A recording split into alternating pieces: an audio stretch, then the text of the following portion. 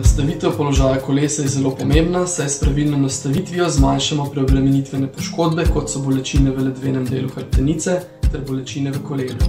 Pravilno nastavitev višine sedeža izvedemo s tako imenovano metodo s peto.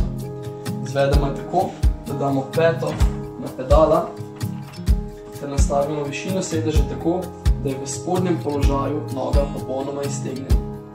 V drugem koraku malce zavrtimo, še vedno s peto na pedalih.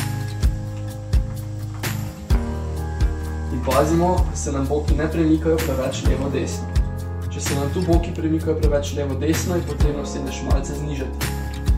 V tretjem koraku normalno vrtimo. In tukaj mora biti v spodnjem položaju noga rahlo skrčena. Kar se tiče položaja rok, mora biti ta kar se da udoben. Pazimo, da nismo preveč sključeni naprej ter preveč usločeni, saj to povzroča bolečine v ledvenem delu hrbtenice.